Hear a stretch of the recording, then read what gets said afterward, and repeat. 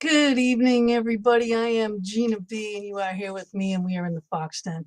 Tonight, we have to offer up a couple prayers because Mama D is not feeling well, so she will not be with us tonight. Tonight, we're going to be talking about this book, Spirit Marriage, okay? Intimate relationships with otherworldly beings. Now, this is a subject, and you all know me. You all know that I always read the books before the shows. I tried. I got halfway through. I got my dog ears going. I have my markings going. It's a very fascinating subject, but I just didn't have time to read the whole thing. I really tried. I tried yesterday, had my eyes dilated. I couldn't do it. But it is so fascinating, and I want to give it it's justice. It is a whole new realm, honestly. Something I have never heard of. I'm eager to talk with Dr. Megan Rose to find out more about this subject. So what I'm going to do, as always, is I'm going to play her opening video, and then she will be with us as soon as it's done. This week in the Fox Den with Gina B and Mama D, we welcome Dr. Megan Rose. She is a doctorate in East-West Psychology from the California Institute of Integral Studies and a master's degree in Religion and Society from the Graduate Theological Union.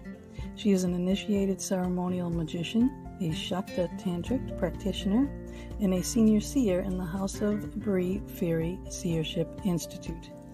She serves as an ordained interfaith minister and a psycho-spiritual counselor and is the executive director of the Enthiosis Institute.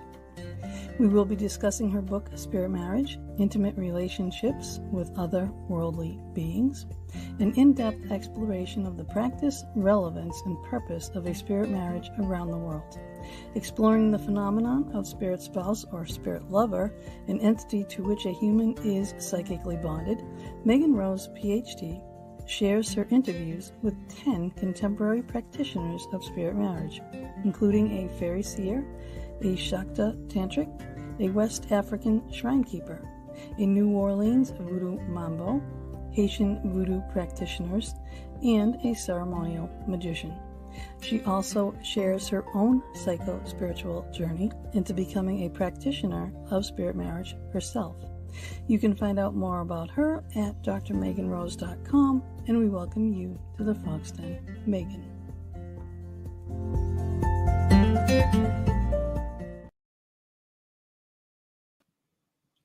And welcome, Megan. I'm so excited. I am so excited to talk about this book. Honestly, it is such a fascinating subject. I'm going to say, hey, Dana, and Facebook user. It says Facebook user. If you could just tell me your name, I would appreciate that greatly. Please share the show, and I'm very eager to go. So again, let me hold this book up here, okay?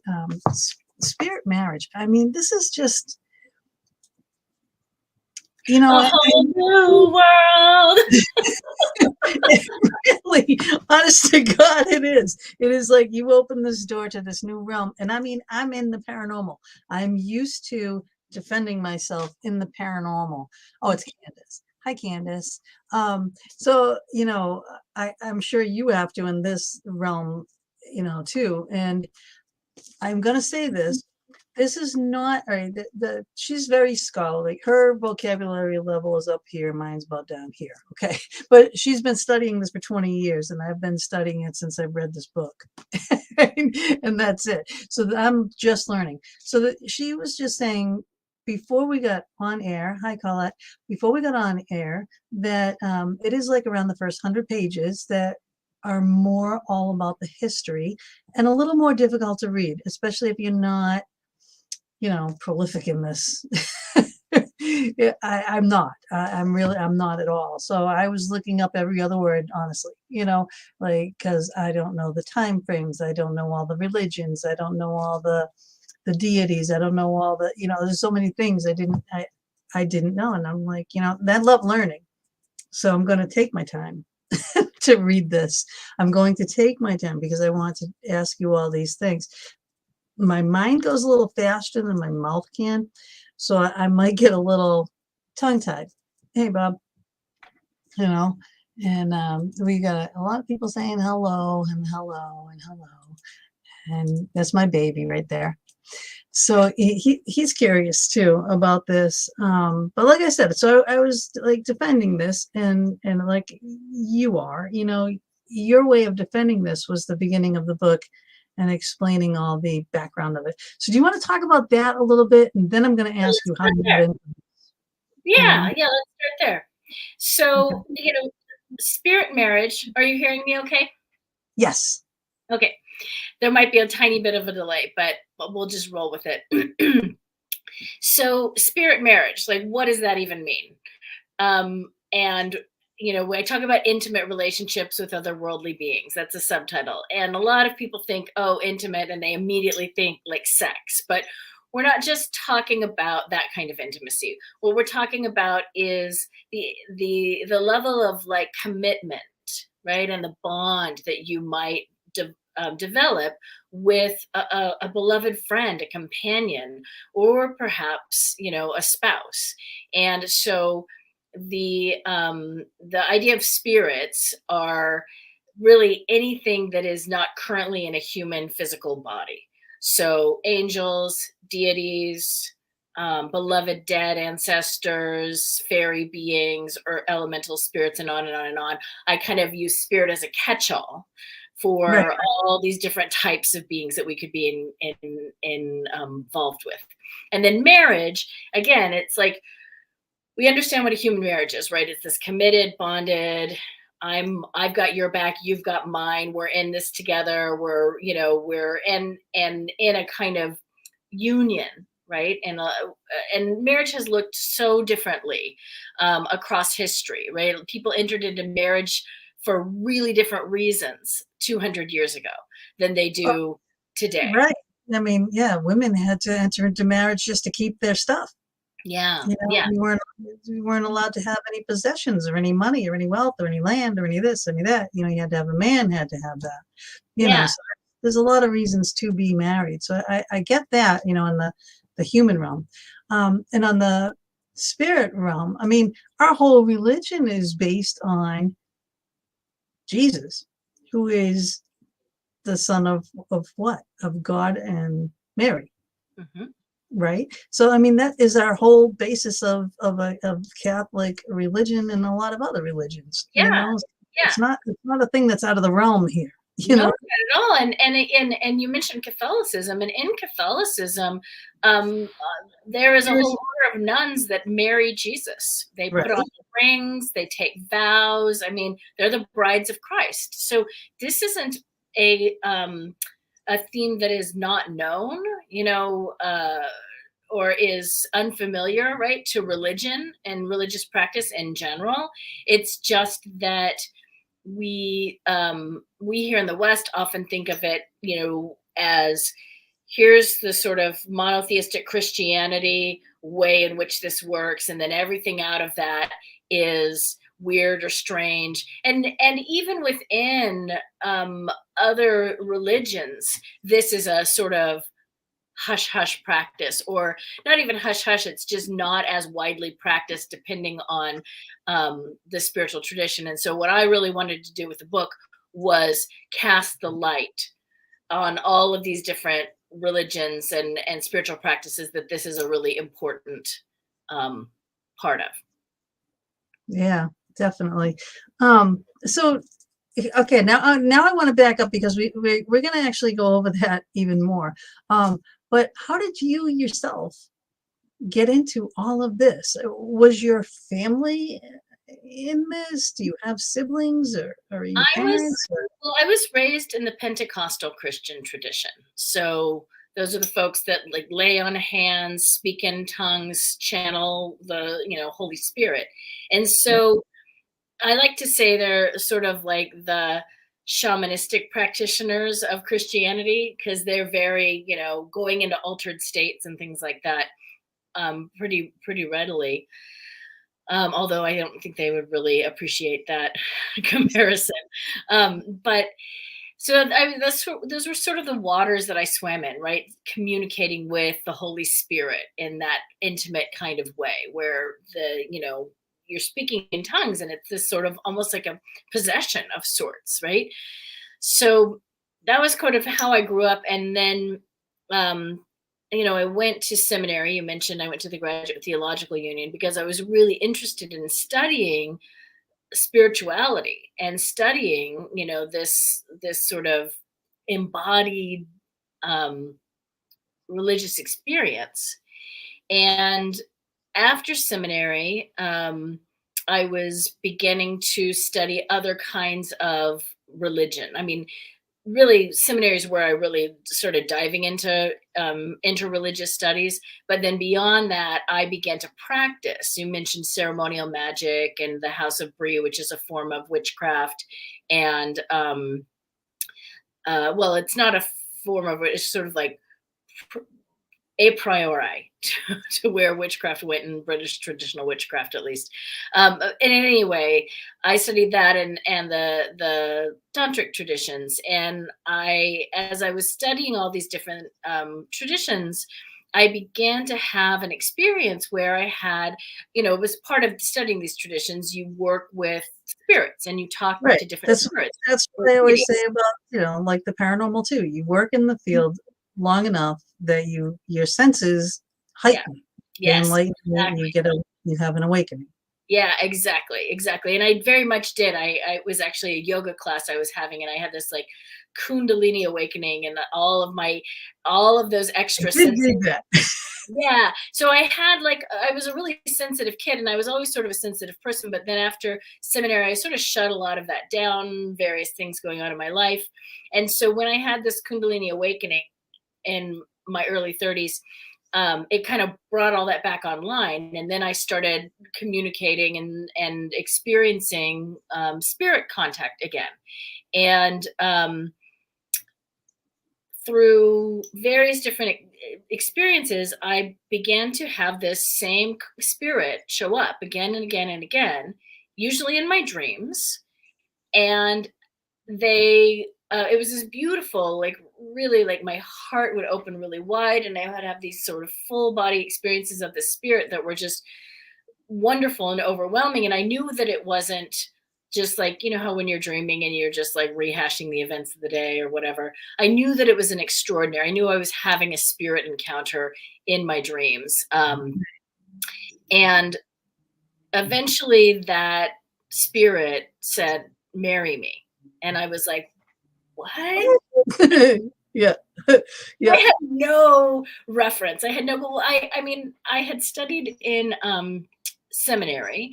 I had taken this class on heresy, and we talked about the book of Enoch in Genesis. And there's this little line, actually, Enoch's not in Genesis. Enoch is a separate book, but there's this little line in Genesis. I think it's Genesis 6:2, where it says, "The sons of God, angels, saw the daughters of men, that they were fair, and they took unto them wives." And this is in the Genesis account. It's the beginning of the giants or the demigods, the Nephilim. And again, Hercules, right? It's like all these things they brought forth, that we've known about, and people are like shocked to hear such things. It's like, so I was like, been around it. I was like, well, the spirit that I'm encountering that felt very angelic to me at the time, it wants me to marry it, but like, is that a thing? And I was like, I mean, I know it was kind of a thing back in like mythology, like, right, Zeus, and as you said, Hercules, and then like, Eros and Psyche, and there's all these examples, right, in Greek mythology. And then I knew in Christianity about the brides of Christ, and then I knew about this account in Genesis, and then I was like, well, I know it happened back then, but could it be happening now? And if so, why? And so I kind of went on this quest to try. I put my scholar hat on, and I was like, okay, where is this happening and why? And this was like early 2000s. So I think I typed into my browser, spirit and marriage, because it was a spirit that wanted me to marry it. I was like, is this right. What else would you do? That's what we do now. That's our go-to, Exactly. Dr. Google. Yeah, exactly. They didn't even have Google. I think it was like Netscape 2000 or something. Oh yeah, right. So I found this website on Ida Craddock, and Ida Craddock was a early 20th, late 19th century mystic, really, who was part of, who's really revered in the ceremonial magic orders, and she wrote this whole transcript, or wrote this whole account of marrying an angel, and how the angel taught her things, and seeing the question, what would the benefit of the spirit marriage be? And it's a big question of this whole, it's in this book. It's a whole, with every chapter. So in her case, the spirit that she married taught her things that she then passed on to humans. And well, why marriage and not just have like a channeling agreement or a spirit guide or whatever? Usually the marriage is, it's like a deeper commitment. It's like dating someone versus committing to them. And so when the marriage happens, there's, in many traditions, it is believed that an indwelling happens. So the idea is, and that is one of the words for this. I use the term spirit marriage because I thought that was a little more clear for folks about what it is, but sometimes it's called a merge or an indweller.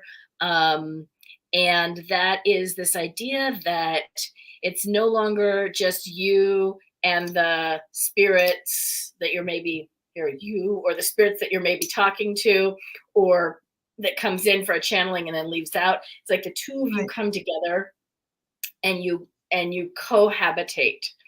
And the way one of my teachers, Orion Foxwood, describes it, he says when he closes his eyes, he sees into his spirit wife's world, and when he opens his eyes, she sees into his. And the outcome of that often is teachings or ministry or some co-creative project that you and your spirit spouse are meant to bring out into the world. In my case, it was this book, this research. Right. Because I mean, I've had a lot of people on the books behind me. There's basically almost all shows, right?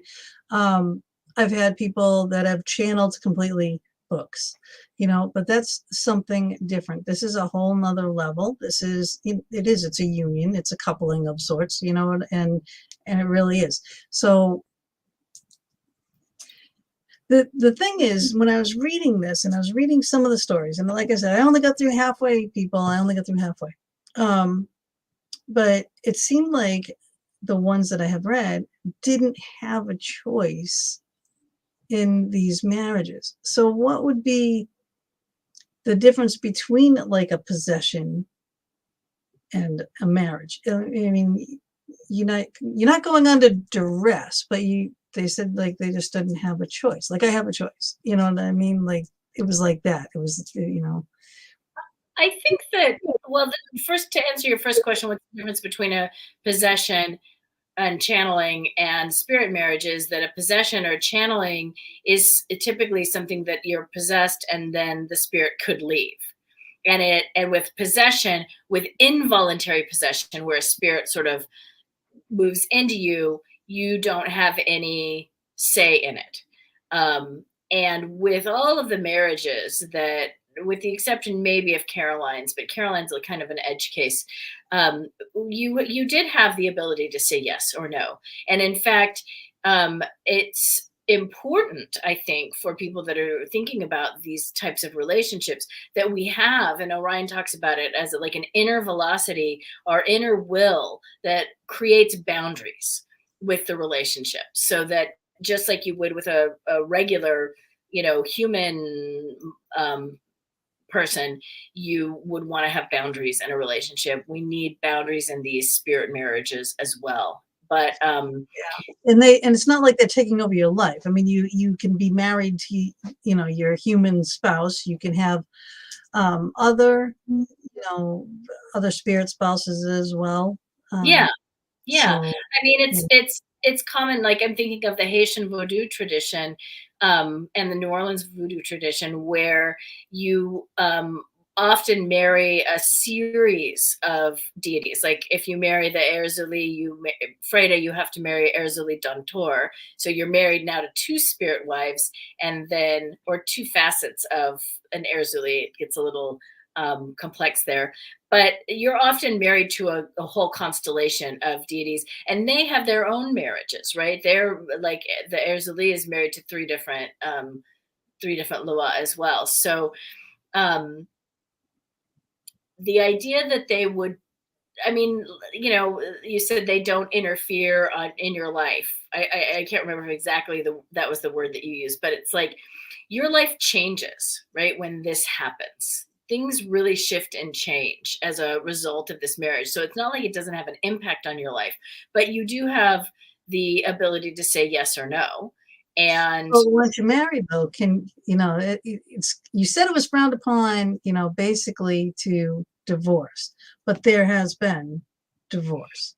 Yeah, I think it depends on the entity and the process that you go through. Like Orion talked about how in his marriage to the fairy queen Bree, it was like a 7-year process. It took a very long time for them to attune energetically and vibrationally. And he said that by the time she had fully indwelled in him, he was so altered that he didn't feel like they could ever be pulled apart. But that is also, I think, pretty unique to the fairy people, like because of how their energy runs. Whereas like Caroline, I talked about, she married and divorced a spirit that she was decided that the relationship wasn't working out. But that was sort of a different kind of entity, a different kind of being than Orion's married to. Yeah. Well, Chris says it sounds complicated when she's the one that asked before what would be the benefits of spirit marriage. Now, there are a lot of benefits. I mean, like you were gifted more psychic abilities. You were gifted, a lot of different things on that level. Can you talk a little bit more about that? Yeah, traditionally with one of these types of marriage, you're gifted enhanced psychic abilities or gifted a particular kind of knowing. In Orion's case, he was gifted with the entire House of Bree Institute, which is a teaching system. And but like, folklorically and historically, sometimes you were given the gift of poetry or the gift of prophecy or the gift of eloquence. That's sort of like poetry.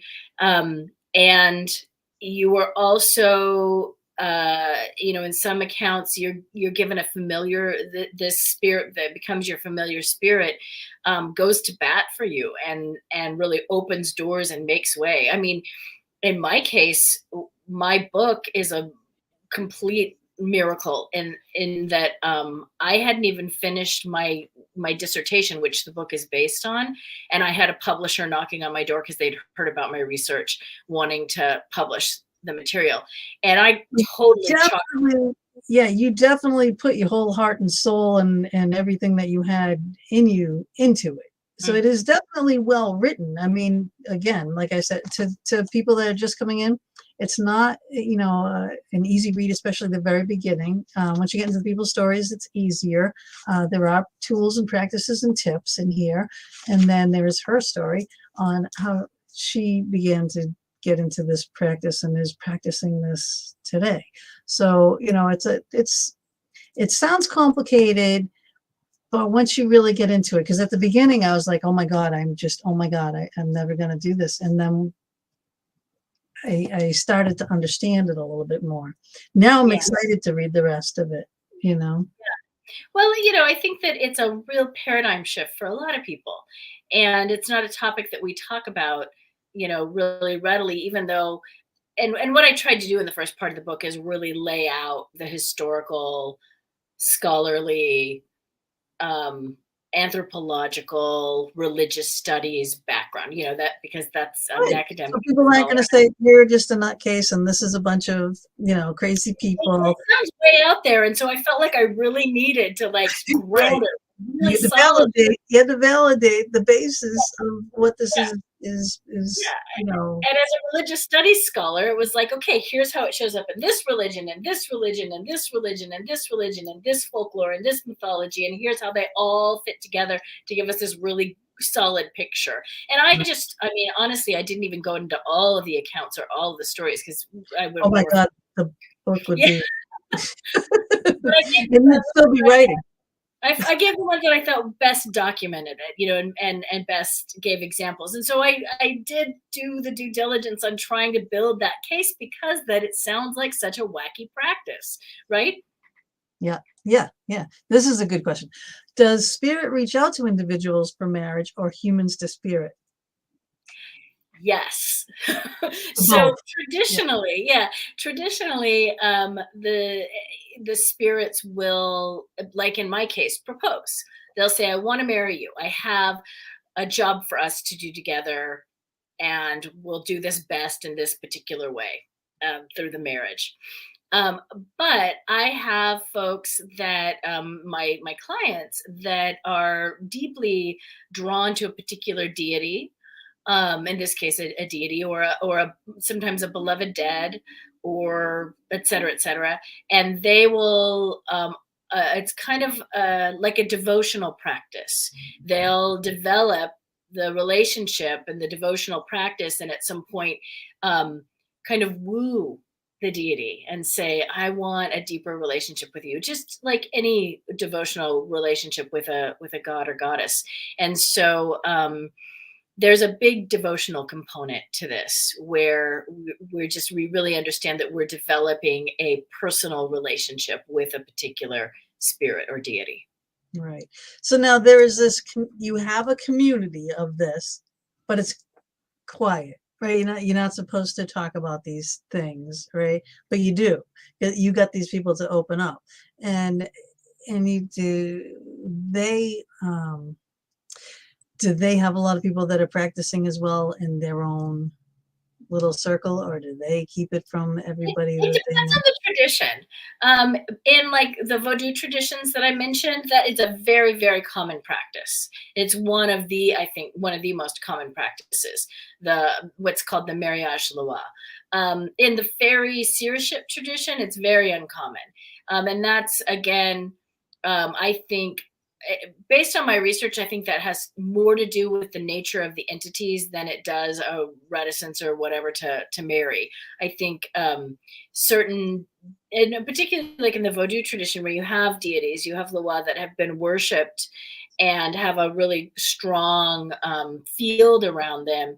I think that it's easier to connect into those energies, because you've got all these rituals and practices and stuff that support it, versus like something that like fairy seership, where it's a newer emergent tradition, and therefore and the fairy people, like I said before, are they're sort of notoriously difficult to energetically connect to. Okay. So now I've had on the show before Amanda Large, right? And she married a 300-year-old pirate, and she had, okay, you know who she is, right? So, I mean, I've had her on, and she did divorce him, but she herself got very physically ill because of having sex with him. Mm. So is that a common thing? The physical illness as a result of the marriage, let me just back up and say that the folks that I interviewed and the way that I approached this material was only looking at connected, bonded relationships with deities or spirits or beings that were really loving, yeah, and compassionate and elevated or ascended, and that we really want to have a relationship with. I don't know. I know of Amanda's story. I don't know all the details of it, but I encourage people that are being, maybe you're being pursued or wooed or whatever by the spirits, to like push back and not just say yes, really be discerning. So that's talking about devotion. discernment is also a really important piece of this. Like, who are we getting involved with and why? And if they were in a human physical body, would I want to be involved with this being? Right. But now a lot of these things, I'm going to show this picture real quick here. I can find it. Okay. There's a lot on here. Right. But a lot of these things are, I was looking up iconic pictures of some of the things that these people are marrying, you know, and, you know, so you have like Papa Legba, and you have, you know, Anubis, and you have Yivas, Baron Samdi. I see Shiva and Kali. Yeah. So all of these are the beings. Now, is this image, this iconic image, portrayed to them in their mind when they are with this one? Or can they morph? Do they morph? How do they present themselves? Yeah, I think that, spirits' iconic form, or their anthropomorphized form, meaning they look like a human, that is one way, it's one of the languages that these beings use. But I think we do a disservice to the power and the vastness of these spirits when we think of them only in these sort of human-like appearances. And but again, and you go way back in iconography from hundreds and hundreds and hundreds of years. Right? It's like the deities spanning the globe have all been almost the same, you know, different names, but almost the same type of picture for each one, like a Papa Legba, like Jesus, and like, you know, Mary has been like portrayed in all the different iconographies from all over in different ways. Like, it's just so weird to me that if they're not traveling to see each other, how are they getting these same iconic pictures? Well, I mean, there is the, I think it's called is it the 100th monkey effect? There's this, I'm not remembering the exact term right now, but there's an effect that's known in science where people come up with the same idea. Yeah. At the same time without talk to each. Yeah. And, like you said, a lot of these deities, they have what I call an archetypal form, and Jung called them archetypes, although I think of them as not just an idea, which some people think of an archetype like an idea. I think of like archetypes as like these primordial intelligences that gave shape to big energies like love, war, creation, death. And then from those intelligences, the many kinds of deities emerge. And these are all sort of universal experiences. So you have a whole bunch of different kinds of love goddesses all over the planet, or a whole bunch of different kinds of death deities all over the planet. And so how they show up is often informed, right, by the culture that they're in. And then you have some ways that they show up similarly across cultures. And then, we have parapsychological evidence of people sharing dreams and information and communication and stuff. So I think that particularly, in earlier times before all our technology, that was probably a more common practice to be able to dream and communicate telepathically and things like that. A lot of that's been shut down. I do say this a lot on the show too. Like a lot of people, when they claim that they're being maybe held down in their sleep, okay, and having that sleep paralysis and whatnot, and I will explain to them, and they'll say, "Oh, there's someone above me when I wake up and I can't move and they're holding me down." Well, it's like, all right, well, there's twofold here. All right, one, we do have a thing that's in us that shuts our body down so we don't hurt ourselves in our sleep, right? So we are paralyzed as a mechanism that's instilled in us. Okay, everyone does it. And if you're woken up out of that quickly, you're still in it, so you're going to be paralyzed for a minute before you can move your body. But it could be that the spirit could be still there trying to get your attention, because during the day, your mind is on every single thing on the planet. right? I didn't get to read my book. I got to take the kids to here. I got to go grocery shopping. I got to pay this, but where am I going to do, all this stuff all day long. So when you're going and you're sleeping and right before REM sleep, that's all gone. And your mind is open, and the spirit knows that. So a spirit will and try to communicate with you at that point. Now, if you wake up during that, it could be scary, However, at that point, if you wake up too, you'll remember more and journal, write it down so you won't forget it by the morning.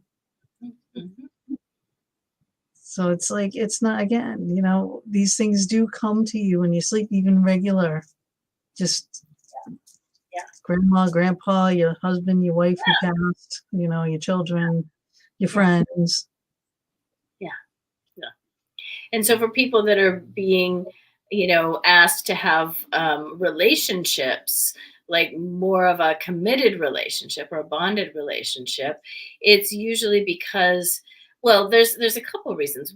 Sometimes, and this was my case, it was because that my ancestors had this relationship with this being, and they had married, so to speak, this being in the way back, and then my family, as I said, went through this time where we were very Pentecostal, and we sort of shut down all of our extra senses.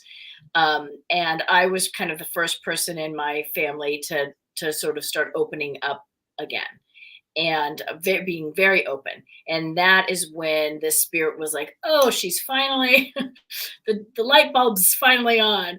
I can go and visit her, So that's when the reconnection of the relationship that my ancestors had for generations was. I like to think of it as like marriage vow renewal. And okay. So that can be the case, or it can also be that, you have something here that spirit wants to work with you on. And usually it's not just like a personal thing. Usually, like in the case of my book or in the case of Orion School, it's something that you're here to offer the planet. Something you're here to offer everybody. Right. And we also talk a lot about spirit guides on here. On the show and in my work, we all have our spirit guides, and we have we have guardian angels, we have spirit guides, we have spirit animals, we have all that kind of stuff. Now, obviously, you're in the fox den, and you know that the fox is my spirit animal, right?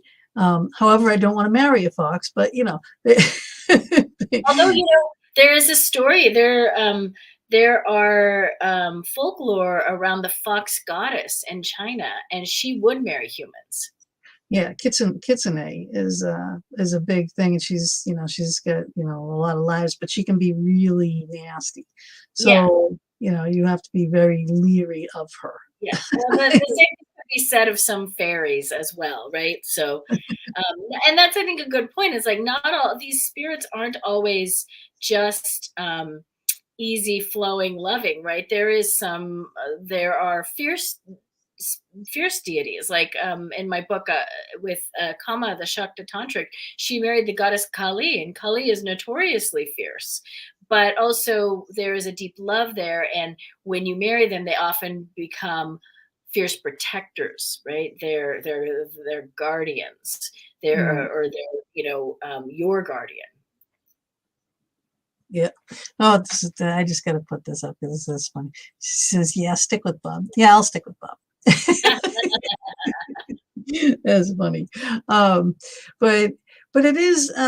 It's not uncommon. And reading this, like your beloved comes to you like. Did it come to you first in like the form of a tree? Was it a tree? Or something that wasn't the first manifestation, but there are particular trees that have kind of the ability to host his energy, to kind of be like touchstones for connecting. So that's different. Last week we were talking to an animal and nature communicator, which again opened up another door for me. She wanted to talk to the animals, and she ended up talking with trees. Trees would start talking to her, and she's like, okay, so she was kind of at this whoa moment, like, is this really happening? Am I going crazy? Did you feel like that when this was happening to you, when, especially when they said, will you marry me? Well, I didn't think I was going, I knew enough to figure I probably wasn't going crazy, but that I really needed to like understand like what's going on. And because the dream was persistent, it happened more than once. I was like, okay, I'm not going to say yes until I really know, number one, who you are, and number two, what you want and why. And so that's when I really began to seek traditions that practice this, and to really try and find a mentor for myself, or a group of mentors. So I had that support. And then I also had a psychotherapist that I worked with and had been working with. And that was also really important too, that I'd be working with somebody who had, who wasn't just going to dismiss this as like psychosis or something. And so I found a transpersonal psychotherapist who has a training in shamanism. And that, she's very supportive of, the work that I was doing. That is really, really, really, really awesome. So, your friend Orion, now you said it took like 7 years before he agreed to marry. If kind of like once he finally committed and all the gifts that he got, was he more on those lines of, why did I wait this long? Or was he all good with the process? I don't think I don't think it was because he was waiting 7 years. I think it was because it took him 7 years to get to the point of being ready. Like I said, he had to go through that attunement process where his body and mind were, recalibrated really to be able to interface with Bree's energy, which is, the fairy people, as they come out of the fairy faith tradition out of Scotland and Ireland and Wales and other Celtic nations, in that particular frame. Although I should back up and say each of them have a slightly different frame, Ireland, Scotland, whatever. But in any event, we understand that they are these primordial beings. And it's not just like Tinkerbell. We're not talking about, sprites with wings. We're talking about more like Tolkien's elves, J.R.R. Tolkien and Lord of the Rings, more like the elves. They're these powerful beings with tremendous amounts of energy and potency. And Orion talks about his merging with Bree. He said he could either let her dismantle his nervous system and rebuild him, or he was going to like burn up. There was this like rewire or house fire, he said, was the options that he was given. And he said he experienced a little bit of both. And I can attest it's to almost like a death and a rebirth. It's very much like a death and a rebirth, because, when I think of almost everybody that I talk to, their life changed tremendously as a result of this, and usually for the better. Almost invariably for the better. It didn't mean that it was all Skittles and rainbows and easy peasy, right? But nobody that I talked to would have made a different decision, because that it was because that they'd gone through the process of really discerning, the intention and the intention of the spirit, the identity of the spirit, the importance of the relationship. And most people, when they finished the marriage, at least the folks that I interviewed, became ministers. They became like priests or priestesses or intermediaries for the spirits with their community. So it was very much a community service piece as well. Wow. This is so fascinating. Oh my God. So where do you go from here? I mean, do you continue to dive into more of this particular subject? What would be the next phase, if there is one, of this? Yeah, so I write about this in the book, and it's towards the end of the book, so you probably haven't gotten there yet. But you did mention my institute, the Enthiosis Institute. And so Entheos is something that I talk about in the book. sort of as an aside to spirit marriage. And entheosis, entheos means the divine within us, right? Remember in the New Testament where Jesus says, the kingdom of God is within you, right? So, and that we were made in the image, right? We were made and created in the image of God. And so entheosis is this idea that we each have a divine self that we can awaken and embody. And so I talk about that in the book because that in many of the traditions that I interviewed, they have a corollary for that. They have, in the Shakta tantric tradition, it's called the Ishta Devi. In the Vodou tradition, it's called the Matet. In the ceremonial magic tradition, it's called the Holy Guardian Angel. It's this idea that we have a divine or a patron deity. That and it's there are people that are marrying that. Their divine self. Marry their divine self. Yes. Mm-hmm. How does that work? Well, I think it works differently depending on the tradition, but the idea is that you are really committing to being that being out into the world, to living that. Is, when I took that vow, I said to my divine self, see through my ears and see through my eyes and hear through my ears and smell through my nose and touch through my hands, speak through my mouth, love through my heart. Like, infuse me with your energy so that I can be a blessing out in the world. Yeah. Chris says, we are human and flawed, imperfect. How getting these gifts enlighten, not also cause problems if misused? Oh, okay. I get it. So if we're enlightened and we get all these gifts, some people just aren't. I think, I think that the deity would sniff you out. I think they would know you inside and out more, because there are people that do misuse things. They portray themselves as one thing and they are something else. But I think they know you on a different level, that wouldn't be an issue. But has that happened? I mean, have there been people that claim they're God or divine, right? And then turn out not to be?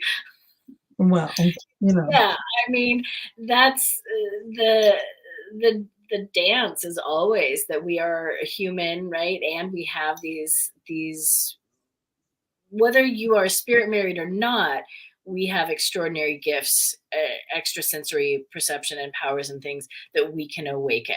It doesn't require a spirit marriage to do that. And that's always the question: are we using them for good, or are we using them to bless, or are we using them to harm? And again, there's the misunderstandings in that. Voodoo, hoodoo, all that. When they do animal sacrifices and people get like, oh my God, that's so horrible. It's really not. I mean, it's really not, because that animal is sacred. That animal's, every single part of that animal is used for the community in every single way, and it is to benefit the whole society. So misunderstandings are rampant. That's the cause of wars. Religion is the cause of wars.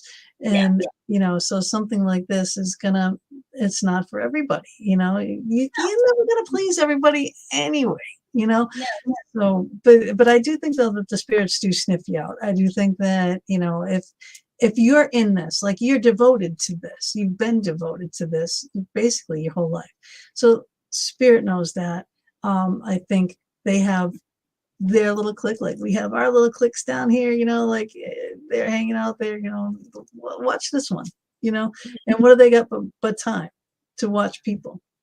Right. Yeah, right. Because time for them, like, a year for us is like a sniff for the gods.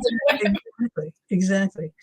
So, I mean, who knows? I don't know. I just find it fascinating. I mean, hey, I'm in the paranormal. I every time I get an EVP, every time I see a spirit, every time, something happens, I still get that, wow, it's real. It's well, real. And there's such a broad, right, spectrum in the paranormal, right? There's anything from really elevated spirits like deities, gods, whatever, and then like like hungry ghosts, right? The unquiet dead, and everything in between, right? Anything in the non incarnate, right? Spectrum, elementals, all kinds of things. And so Yeah, things that were never human, never, yep. Things that were incarnate, never been incarnate, and might be incarnating, right? And Right. so that's where discernment's really important. Like, we don't just like you wouldn't be walking down the street and somebody came up to you and said, "Hey, I want to marry you." You wouldn't be like, "Okay, let's go do it." You're like, Some people do. Look at what do you have on TV today? Here, take this rose. Right? Just an example. Reality TV notwithstanding, you would hope that you would be like, "Well, take me out to dinner. Let's get to know each other. Let's, spend some time." And so that is what I think folks need to remember, that the discernment practice is really for building a relationship first. And what I like to say is channeling, mediumship, those kinds of spirit communication is sort of, the entry point. And then, like, later down the stream, maybe a marriage happens, maybe it doesn't. Not everybody has to get married to a spirit. It's usually for a very specific purpose. And that's because the spirit wants it because of a specific purpose, or maybe the human wants it because of again, a specific reason. Things that make you go, Now, like my husband passed away, and he definitely was very prevalent and made himself known. He was very larger than life in life, and he was that way in death, and basically still is. Whether he still considers me, his wife at this point, or what would happen after, like, we all move on from death and move on with our life. I know he doesn't want me to not live my life, so, and actually I do know that he approved of love. Because I did ask him, And some people, I have people in my community that are married to and stay married to their spouse after the spouse crosses over, and they stay in that, they just have a spirit spouse. It's the sort of the new nature of that relationship. But not everybody wants to do that, and not every relationship works that way. So it is a possibility, right, to stay. And you hear people a lot who have beloved, spouses that pass on, that sort of stay in communication with them. So I just want to I want to kind of look at this. I have a list of questions, and I want to make sure I'm not missing a key point, on here. Oh, yes. Okay. This was one of the things. Okay. Why is this a practice, when you say in your book, hidden in plain sight? All right. What are you talking about there? It's kind of what we talked about earlier, where it's really in all of these different religions and spiritualities, right? If you scratch the surface, you sort of see it, but it's just, we don't think of it through the frame of this could be still going on. So, part of what I did with the book, right, is the first part is all about the history of it. And then I was like, okay, I know this isn't something that just happened in the way back, because I'm getting asked into this practice. So I bet there are other people that are contemporary to me that are going through this or have gone through this. And that's where I started looking, and I found the 9 other practitioners. And so that is really the key, is that there's this whole part of this that is still, people are still doing this. And I really wanted to understand why, like, for what reason were they still doing it, and how did it work? Like, what were the mechanics in each different tradition? And interestingly enough, they were really, really similar across vastly different traditions. They were still doing a very similar form of, like, a marriage ceremony of some kind, which I thought was kind of cool. Yeah. Even when I first heard of this with Amanda, and she said, I said, is this a legal thing? And she said, yeah, it's legal, when she went out to international waters. I'm like, so she had a legal binding marriage. Now, you guys just have a spiritually binded marriage, right? Not a legal binded. Yeah, I don't know of anybody that has gone through this that have had had to sign on the dotted line. Well, actually, I take that back. In the Vodou tradition, I believe that they do drop a marriage contract and you sign it, but it's not anything that the government gets involved with. It's more of within their particular house. Yeah, our commitment. Yeah. Now, what about you believe in the past lives and our ancestors and everything else, right? And things going forward. Could you be married to the same deity, if this deity, say Thor, right? Because if Thor came knocking on my door, I don't think I'd say no to Thor. All right. Sorry, Bob. All right. But especially a Chris Helmsworth looking Thor. Yeah. I'm always trying to get Bob to wear that wig. I don't know. Halloween costume. Yeah, exactly.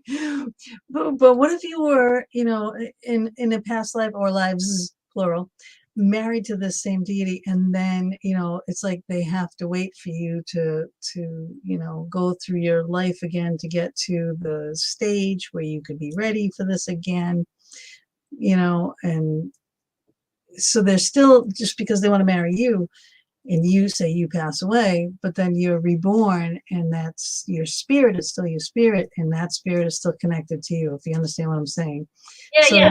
Remarrying over and over.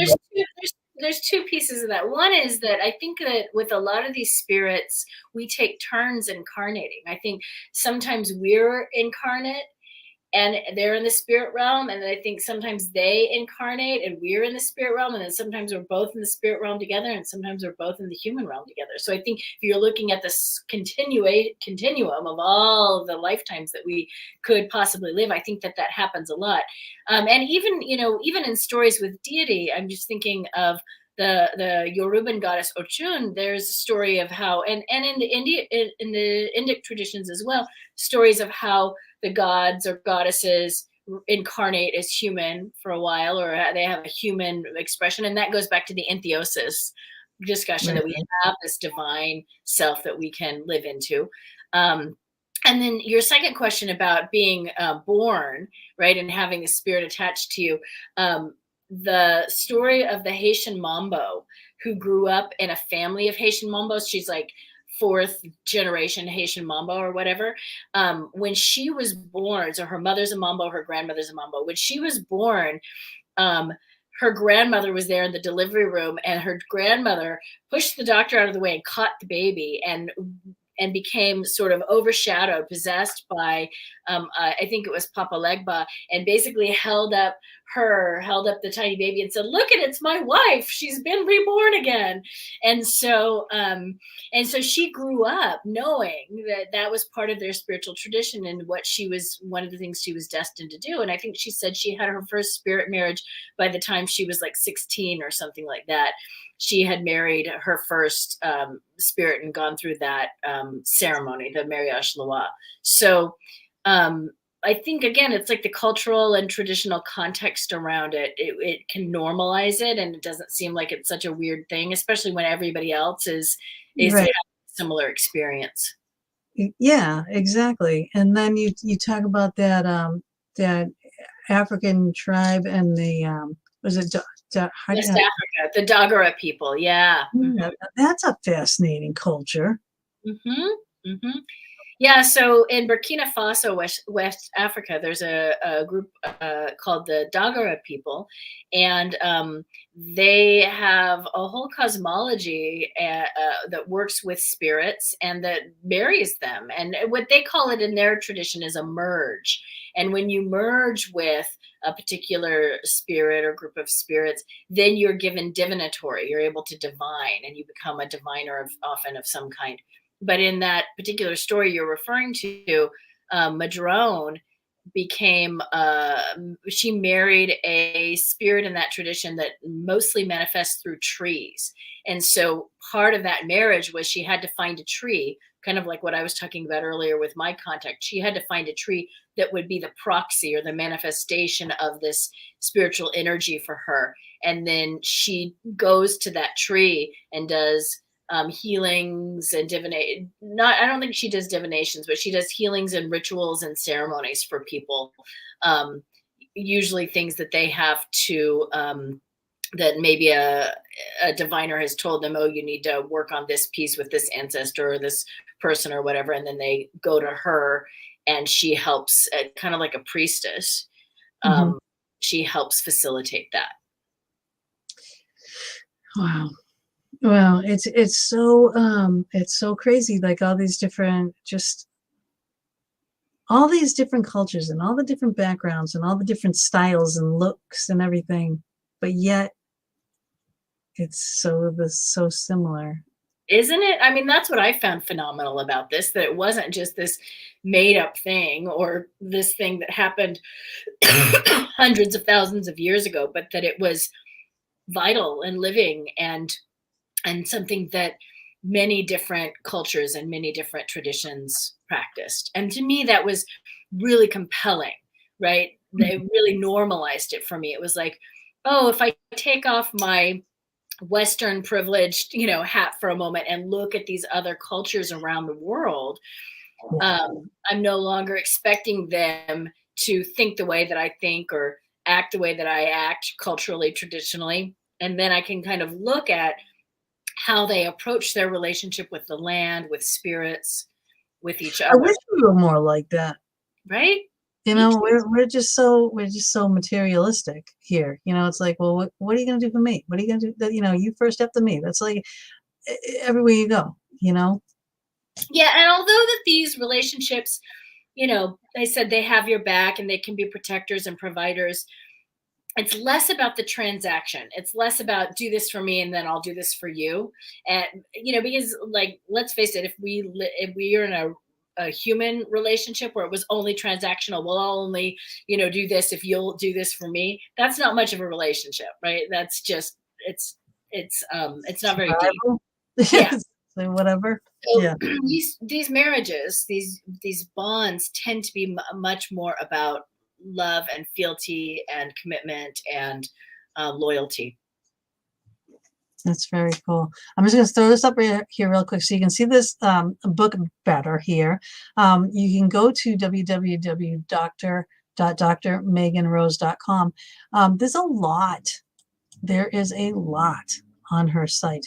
And she also, if I can put up this banner here. So we just showed that, okay, drmeganrose.com. There's also spiritmarrage.com. And then you can talk with her.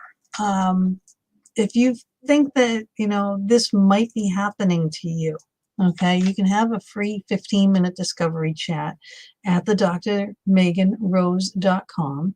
Go there and look under the Work With Me tab, and you can find out how to connect with her.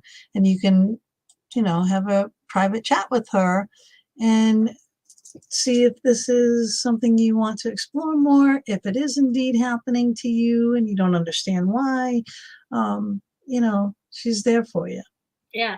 What I will also say, Gina, is that for people that do find maybe reading is challenging because you have dyslexia or, you're not into audiobooks or whatever, I do have on my website, and you'll see it on my homepage there, I do have a course. It's a study at your own pace, Spirit Marriage 101 course, and it's drawn from the book. And so, you could go and take the course. It's like six lessons or something like that.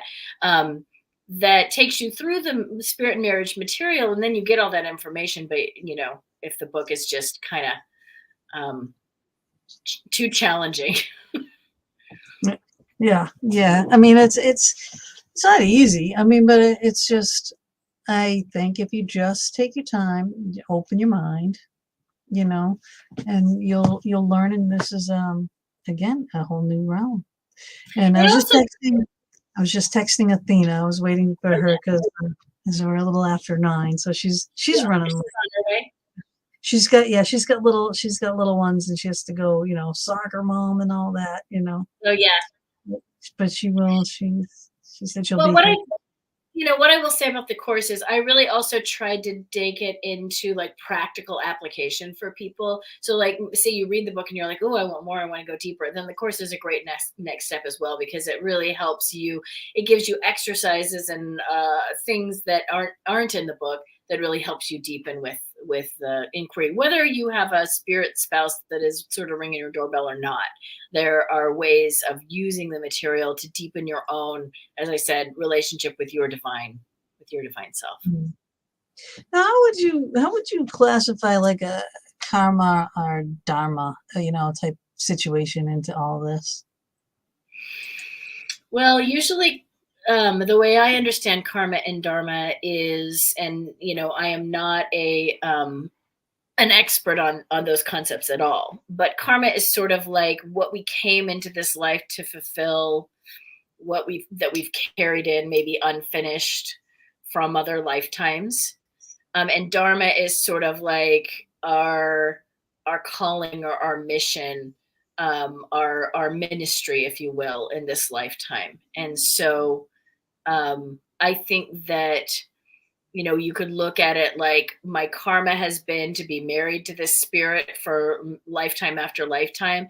And my dharma in this lifetime is to bring that, one of my dharmas, right, is to bring that to fruition again. Or in my case, to bring it out to the world, to make it more of a, like I like to say, normalizing the paranormal. It's like helping us normalize this as one of the many ways that we can be in loving relationship with ourselves and our spirits. This is great. I'm learning so much, and you're a Fox 10 family member now. We just had Athena join. I'm going to play her little intro video, and then we're going to give her the screen for a little bit, and then she'll join us. Sounds good. Yeah.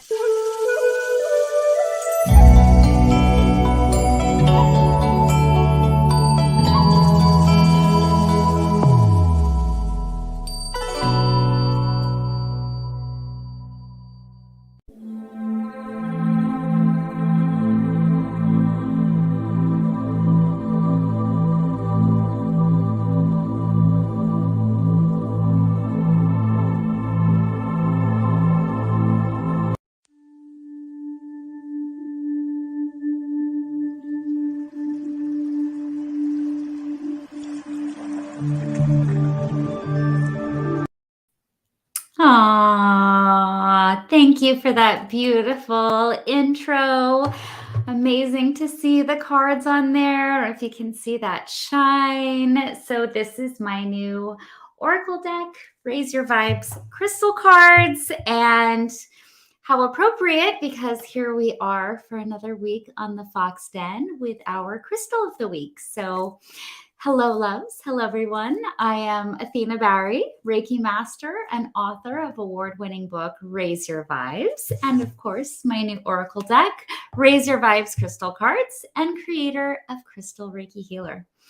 And I am always so grateful to be joining you here on the Fox Den. It has just been such a gift to share our crystal of the week, our segment every week. So thank you for tuning in, and I hope you're all, you get some value out of today's show. So for this week's show, I really felt called to the energy of Black Obsidian. This one is such a beautiful, it's such a beautiful stone. I work with this one all the time. Obsidian is like the energy boomerang of crystals, right? It repels and returns negative energy to its source, not in a harmful fashion, but simply a no thank you, you can keep it kind of way. This stone activates our root chakra and acts as a shield for our aura. So no negative energy can harm us or impede on our thoughts and our emotions. It allows you to stay safe and grounded as you explore your intuitive gifts. And I loved this stone for today's show because obviously you are exploring that other side, shall we say, and creating relationships on the other side. And with that, anytime you're dealing with our own past lives or those that have crossed over, we have baggage, shall we say, like old karma that comes through. And so if you're connecting with those that have crossed over, you don't want to take their baggage with you, right, onto this side. So black obsidian, rainbow obsidian, silver sheen obsidian, like I pulled out all my obsidian for today. And then, of course, the spear obsidian, which I love this one for cutting cords. So if you are connected with someone, whether it's in this plane or another dimension, this is a really great stone crystal for cutting and severing those cords of attachment that are no longer serving our highest good. And that could include that for others. I use this particular one, especially for cutting cords for clients, for those that I work with. I have a YouTube video that I just did. If you are interested in cutting your cords, this is, or you've connected with someone that you just feel like kind of that bit of, I don't know, it's like a dissonant energy, like an ickiness, or like you're feeling stuck. That's a great video to enjoy so that you can sever those cords and kind of just carry on your own way. I mean, we have enough baggage of our own. We don't need that of others, right? And we can subconsciously create unhealthy behaviors, patterns that self-sabotage our own happiness, especially after being in certain environments or in people's company or in spirit's company that create, worry, stress, or even anger. So removing any unhealthy attachments from your spiritual body frees you to live that happier and healthier life. So if you've ever felt like you're the victim of a psychic attack or drained by, say, an energy vampire or a spirit from the other side, obsidian will be your go-to for protection and recentering your energy. I really love rainbow obsidian, especially for, connecting with those intuitive gifts. It really kind of connects you to source while staying safe in your own, your aura stays protected and safe.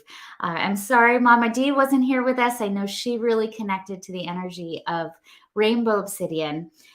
So I was kind of excited to show her. She'll have to watch this on the live.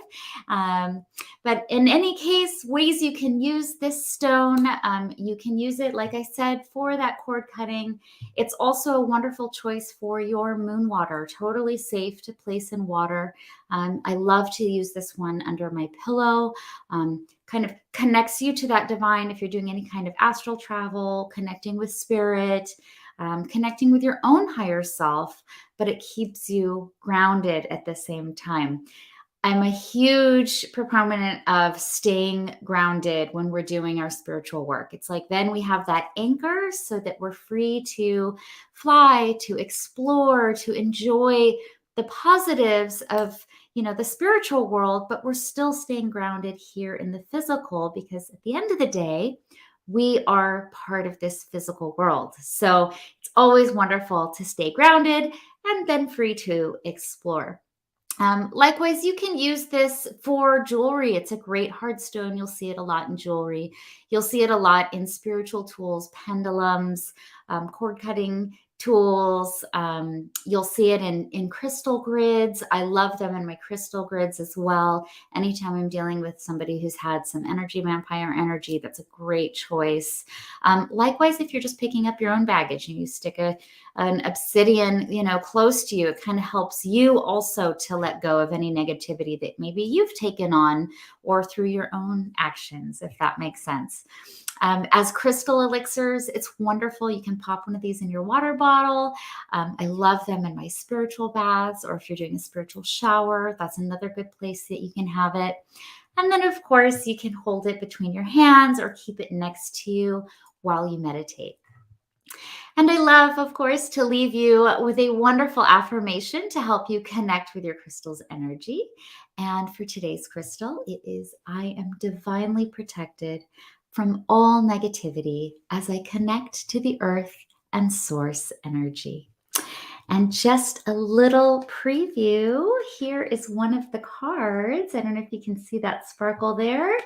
And obsidian, black obsidian is card number 15 in the deck. I'll be doing some specials here and showing off the deck for you here on the Fox Den, and all pre-orders. It comes out on Valentine's Day next year, which is super exciting. And I'm giving away free 15 minutes of Reiki for all pre-orders with proof of purchase, and joining my monthly goddess circles or virtual Reiki circles, because of course the divine masculine is welcome as well. And that wraps it up for our crystal of the week. Thank you so much, love, for having me join you this week, as always. And I hope I brought value to your show. And I can't hear you. Oh, I know. I have to. There we are. Oh, okay. I have a very floaty mouse. My mouse is very uncontrollable. It's like I go to hit it and it's like already past it. Aww. And there it goes. And there it goes. But it's great to see you. And this is I love it. box that I am wearing. And of course, it's an obsidian fox. I love that. I don't know if you can see, I put my foxes up there on the shelf. what a good girl. Yeah, I was like, well, we should just make this official. I mean, I'm here every week, and I felt like a guest for so long, and now I'm like, well, no, we're doing our crystal of the week, so let's make it official with some foxes. Absolutely. I was gonna send you some. I'm like, it's about that. I was gonna like try to figure out like the obsidian fox, I'm going, but then it does really specific. But I'm going, well, I need to send you a little statue. But now you got a couple, so okay. Well, now I got a couple. One sparkly. Yeah, I got to get a fox mug too, right? Or maybe an owl mug, right? Because we got butterflies and owls and foxes. Yep. We'll have to add that in. I have owls. but Athena, this is Megan, and she has just been blowing my mind for this first hour. Oh, I love to hear that. Dr. Rose, it's so wonderful to meet you on here. Nice to you too. I hope that the black obsidian resonated for you. And, that's one of my favorite stones. Is it? Oh, I love it. I love when I choose a crystal that really resonates with the guest. That's always awesome. That's why I love you, and that's why you're doing this, is because you always pick the perfect stone. Knock on wood. Knock on wood. Okay. There's bound to be a blunder at some point. Never. Nope, not gonna happen. Oh, it's hard to go wrong though with crystals, isn't it? It is. It's hard. Yeah. Well, no, it can be. You can be using the wrong thing at the wrong time. Cause the opposite effect of what you want. But can I ask you a question? Now there's been a little controversy going on about that moon that we just had, that what do you call it, the red moon there, blood moon, the total lunar eclipse, right. Now, were we supposed to hide all our crystals? Because someone was saying it's bad energy to be putting into your crystals. What is your thoughts on that? So here's my thoughts on this one. And I have to say, first of all, there's so much fear-based spirituality out there. True. And I'm not sure where that stems from, other than, a way to draw us into, that fear, because we as humans naturally are drawn to fear. Like, just look at the news, for example, you get glued. So I don't affirm to that. I really don't like fear-based spirituality. I don't believe that there's anything negative about it. And I'll tell you why. In 2019, we had the most incredible lunar eclipse blood moon. And it was in Leo. It was during the summer, but I think it was during the summer. I remember it was in Leo. It was a blood moon. Everybody was freaking out. Oh my God, hide your crystals. Don't put anything out. And I was like, what? Why are we doing that? We have a beautiful full moon. This doesn't come very often. I mean, look, we don't have another one like this past full moon for 3 years. It's not going to happen till March of 25. So I'm like, why would I not enjoy that energy? So on that particular one, I pulled out everything. I mean, I did all my rituals. I put out all my, I mean, I even dragged the big ones out. I was like, no, I'm not doing this. I brought everything out. I made moon water. I set up crystal grids. I got super witchy and like into it. And that moon water was so potent. I still have a little bit. I have like this much left. I made like 3 jars of it. And I kept it and I labeled it and I made sure like I would know which one was which, because I wanted to test this. I wanted to see, okay, people are saying this is, bad. All right, let's, I'm a crystal healer. I'm a Reiki healer. Let's just try it. I always say, I'm always going to be my own guinea pig. I never, ever recommend anything to anyone if I haven't already tried it myself. So I was like, all right, let's give it a whirl. How bad could it be? And let me tell you, within a few weeks, my Instagram exploded. I mean, literally exploded. I went from like 1,500 followers to over 15,000. It was wild. And I was like, oh my God, what just happened? I'm like, it's the lunar eclipse. So, I mean, look, if it's so bad, why was it such an important part of my own journey? Because my socials exploded after that. Suddenly I was doing tons of distance work. I mean, it really kind of took my own practice to the next level. So for those who kind of hid in fear, I'm really sorry that happened to you. I'm really sorry that, that fear base got to you. For the next one, I know we have to wait. I know we have to wait 3 years, but for the next one, enjoy it. Like just enjoy it, because it's such a powerful, beautiful moon. And I did it this time. Same thing. I brought out all my stuff. I just thought, you know what? I am not going to live there's already enough fear in the world, right? We already have enough going on. So why would we? What she's saying, what she's talking about. Oh, I love that. A lot of fear in the world. There's so much. I mean, it's maybe part of the human condition. I mean, look, we all gravitate towards those negative thought processes, and we have, what is it? It's like 70,000 thoughts a day or something like crazy. So, when we are stuck in that, when we're stuck in that negative mindset and we watch things like, not to say that, we shouldn't be aware of what's going on in the world. It's important too.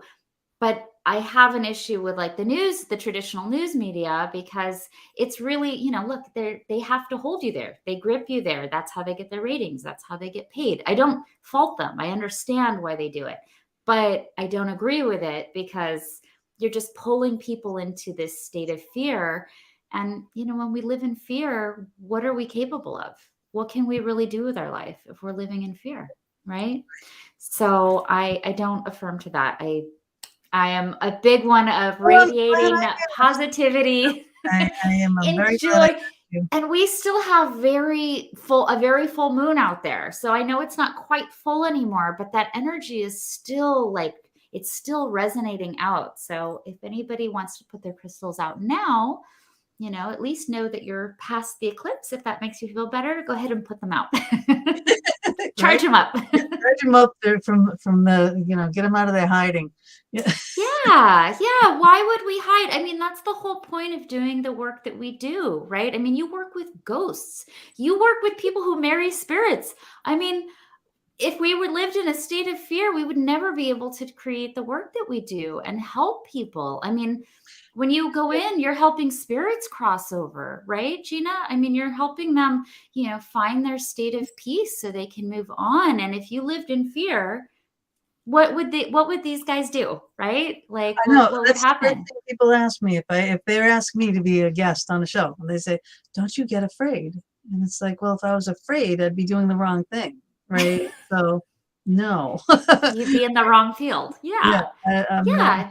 No. And you're helping, and that's the whole point. So, for those of us that are those, as they call us, light workers or healers, or there's so many different labels and names you can put on it, witches, goddesses, whatever you like. When we go out there and we're using our tools and we're working with the divine, I mean, the natural human response is to be scared of the unknown, right? So it's that fear of the unknown. That's And going to most which humans. is a human condition. And then sometimes you have to fight that urge, you know, push past or push through that fear. But now what you And said, I want to just stop you just for a second, because you yeah, said working with the divine, right? So now Dr. Rose here, you know, she's taking that to the next level, as in, you know, marrying with the divines, you know, and then really being able to do the work. yes, yeah. And So another reason obsidian is so great for that. It really opens our, you know, spiritual channel, I guess you would call it, right? So you can connect. So how does this work for those that get into these relationships, let's say? Is it usually people who are already very connected to the divine, or can it happen, you know, to your average, you know, Joe and Mary, that I mean, something just comes into their house?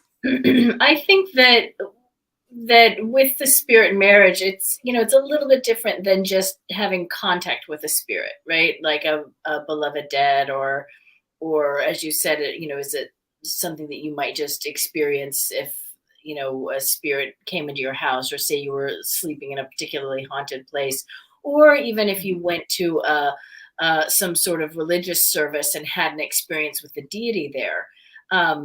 Those are all contact experiences that range from wonderful to terrifying, depending on the entity that you're engaging with. And so the idea of the spirit marriage is really that you are stepping into a level of commitment with a particular spirit, with a particular deity or angel or tutelary spirit, and you're making a lifelong commitment, you know, like with human marriage, you're making a commitment to work with them, to be with them, to bring forth whatever qualities that they represent, to be sort of their emissary for that in the physical.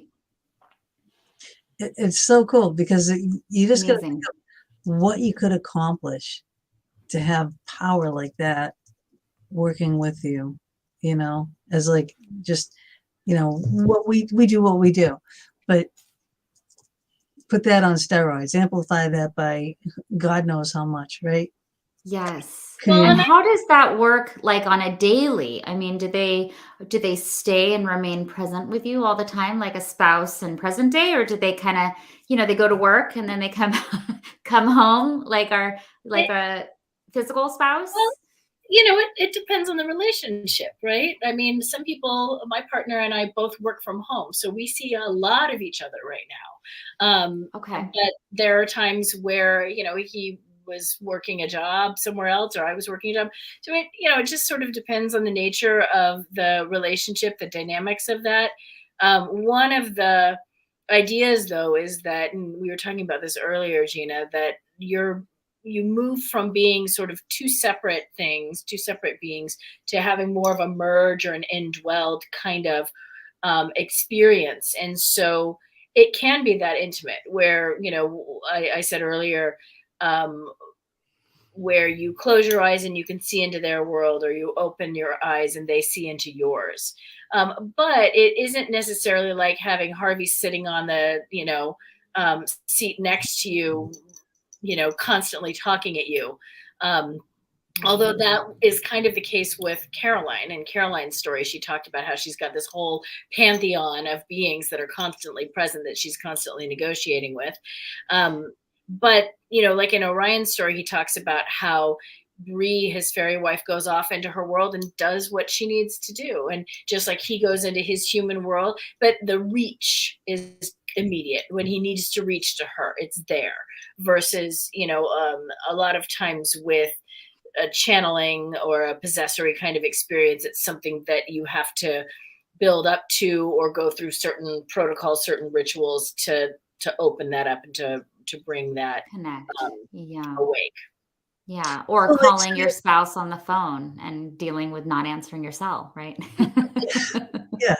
So if I wanted to communicate with one of these deities, would I just kind of like psychically put that out there that I'm open to you talking to me? Or do you really have to do a more formal?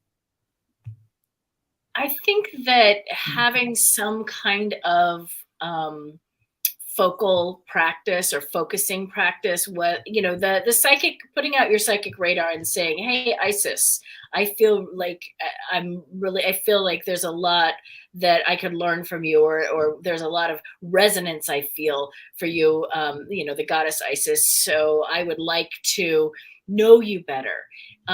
When I went through that process, speaking of Isis, I was really like, I was dreaming a lot about her, and I was reading about her, and I was feeling this like resonance, this connection. And I was like, I should get a statue. I should get an image of her and have an image of her. And I literally was walking down the street, not very far from my house, and the woman was having this garage sale, and there was this gorgeous black Isis statue with her wings spread open. And I was like, no coincidence in the world. Yep, no coincidence at all. No coincidence. And so, yes. You know, and then from that, you know, one of the key practices that you see in a lot of different traditions is an altar. So you create a sacred place on a table or a shelf or something. And, you know, on mine, it's the mantelpiece above my my fireplace, and I have my Isis statue there, and I have a candle, and I have other objects that sort of remind me of or represent her. And that becomes kind of a place where you can sit or stand and, you know, light your candle and pour your heart out, or do some stream of consciousness writing, or step into sort of like a journey with the divine being, with the deity. Yeah, I love that. It's like your sacred space where you can come and, you know, connect. That's, yeah, like in lieu of a cell phone, you know, that's your contact point. That's the line. That's the line. Right. Yeah. Some have to go out, you know, some go out into nature. Orion, he has that property, right? So he's got the Bright Institute there, and he made like the fairy door. Yeah, Orion built a fairy well, which is one of the key contact points in the fairy seership tradition for working with the fae. But you know what, I was just going to say, like, we know this, right? Because people go to the cathedrals, and they go to the statues of the saints and of Mary and of Jesus, you know, or in the Hindu tradition, they have the temples with the statues, and particularly in the tantric traditions, you know, those statues, they're not just dead things, they're awakened. Like, there's a whole process for waking up a statue and placing like a spark of the divine in it, so that you're not worshiping the statue, you're worshiping the divine, and understanding that image that you have before you, whether it's a statue or a picture or whatever, is representing and therefore hosting that energy for you. So there's lots of beautiful practices around how to really deepen a relationship with a divine being.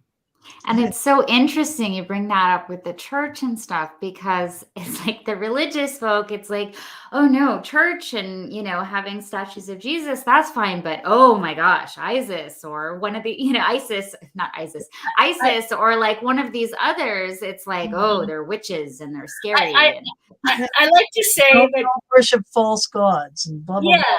Well, I generally like to say, you know, monotheists and particularly in Christianity, they're like, you can worship and you can talk to our saints and our spirits, right? Because that's essentially what saints are, is their beloved or elevated dead, right? You can talk to our saints and our gods, but anybody else, nope. That's not okay. They're evil, or they're not even real, right? And that's how I grew up. Because it's a very gated view of, you know, one particular form of religion. And what we know is that there's lots of different practices and lots of different ways, but they still use similar, what we call spiritual technologies, right? They're still using the icons, the music, the liturgy, the incense, the sacred waters, the crystals. I mean, think about in the story of the Old Testament, the breastplate, right? The breastplate of the high priest had all of these stones and crystals and sacred things that had powerful properties. So it's all there, you know, in for us here in the West and in most of our religious traditions. It's just that we've been kind of conditioned to judge and to look down on anything outside of those. That is so true. And like I said before, it starts wars, literally, you know, and it's, you know, people's belief in their faith, you know, and that's how it all started too, is because, you know, you had, okay, here's God, right? And they're trying to preach all this and they're like, all right, well, I buy it to this point, but I don't buy this stuff. So we're going to go over here and we're going to say that we agree with We're going to create a new God church over here. And then the two fight. Usually not even new. Like, so when I was just an extension of and taking stuff out and adding stuff to. You know? Yeah, when I was in seminary, one of the cool things that we studied was the first four Gospels, Matthew, Mark, Luke, and John, and the story of Jesus, and how each Gospel writer had a different perspective and a different agenda that they were trying to get across in their Gospel. One of them was trying to position Jesus as the next Moses. One of them was trying to position Jesus as to the Greeks of the time. So they used like the myth of Mithras, who's the Mithraic mysteries, which were part of that cultural time period. Another one was positioning Jesus as like a new Elijah. And like there was a few different ways in which they were taking stories of the time, you know, they were morphing it to audience that is easier for you to chew. Yeah. And so like if you look at the stories of dying and resurrected gods, you know, you've got Osiris in the Egyptian tradition, you have Zoroaster in the Baha'i tradition, you have the Mithraic mysteries. I mean, you've got all these stories of these gods that die and then come back alive. Jesus' story wasn't unique by any stretch of the imagination in that it was just resurrection is a I mean, it was that current manifestation of that story, the current expression of it, or one could say the current incarnation of it, right? And I love that because we see that through times, like you said, we've seen that through history where it's very similar stories that come out, and maybe we put a different name on it, but it's really the same stories. And that's why I never understood why religions fight with each other. I'm like, you all believe the same thing. You're just calling it a different color. Like it's all the same thing. I think if it was just religion, it might be one thing, but it's when religion and politics, right? Because it's when it becomes organized. Because then you have, and then it's just like politics. You have those that are in power that want to exert their control, and they just use the face of religion to do it. And it's really, it's so sad because the real faith, the real love behind anything that we affirm to, whether it's, in our witchcraft or, in our healings or in our religion, our faiths, it's all positive, and it's all about the love and, honoring thy neighbor and, don't do harm to people and, live with integrity. They're all beautiful. They all have beautiful parts and aspects to them. It's just when you get those higher, parts that be the men that be, or but you too many women. It's that fear, right? So fear is not only what can cripple us, it's what can be used against us. So absolutely, have that power and still the fear upon the ones that they want to keep under their thumb. That's right. You're gonna burn in hellfire if you go over there and worship at that temple over there. Yes. And I always wonder for these characters, these people, like throughout history, did they really believe this, or were they laughing all the way to the bank? I always kind of wondered, like, does your unconscious ever interfere with these preaches, these sermons that you're giving out? Because so many of them, look at how many, yeah, or like how many like, pedophiles and people who've done really atrocious things within some of these churches. And it's just like, did you ever stop to think like, wow, maybe I'm not living what I'm preaching? And is it just a matter of control? Do they really believe that? Or, I kind of always wonder, I want to get inside that. I always like to know what makes people tick. And that's kind of one of those that I always wondered how that works. The I don't know if I'll ever know. power corrupts, right? So I mean, that's what happens. And it's like I have to block some girls thing. You might be upsetting some of the. Yeah. Sorry. I love all faiths. I think they all have beautiful aspects to them. And I love people who hold faith. I just don't like it when, it becomes a, us versus them situation, like I think you should be able to believe what you want. Just, why can't I too? Right. So I know. But, and again, in some of these religions, you don't have that. You don't have that option. Well, we have that in spirituality too. I mean, look at the lunar eclipse, for example. Oh, no, you can't go out. You can't put your crystals, hide them, put them away. It's the same thing. We see that in witchcraft too, where it's like, oh, I'm going to put a spell on them or a hex on them. Like, why would you do that? I don't, I just don't, I'm all about the love, the light. Like, I just think that, we can accomplish so much more when we do it through love and through light. And some of these, connections we have with the other side. I mean, look, I was, when I was 18, I saw my first ghost or spirit. It scared the bejesus out of me. I mean, I was like, oh my God. And I slept with the lights on for a month. And now I think it would be a different experience because the ones that I've seen since, I'm not scared anymore. And maybe it's just a different time of my life. Maybe I have kind of a different perspective about energy, right? You got someone to talk to about. I have somebody. I happen to have an expert on my phone. Dial in. Yeah, but it's fine. It's also about learning, those things that we're scared of. I think when we start to actually investigate a little, learn a little bit more about it, then when you educate yourself, you're not as scared because now you're kind of getting inside of what they're doing and what's real. I mean, the idea of a spiritual marriage, when somebody first would talk about it, you'd think, oh my God, that's crazy. You're going to marry a ghost. How do you marry a ghost? But then you start to meet people and hear their stories of how this connection works. And it's like, oh, okay. And you just kind of just broadens your horizons a little more, opens your mind, releases that judgment, because, when we live with judgment, we're not helping anyone, especially ourselves, Right. But I got a question for you, Megan.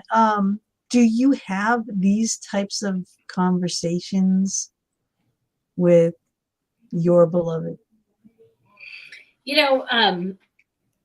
My experience of my beloved it's not a chatty one. It's much more in somatic or in my body. Like, it's more of a felt sense. And it's also more of a like, with that, there's this presence. But, some deities and some spirit spouses can be really chatty. I mean, Caroline talks about, the very many voices that she hears all the time. Although I have heard like language and communication before, it tends to happen more in like, I'll feel the presence, I'll have a vision of something, or what I like to call signs and wonders. It's like things will happen and I will just know that was like with the book getting published.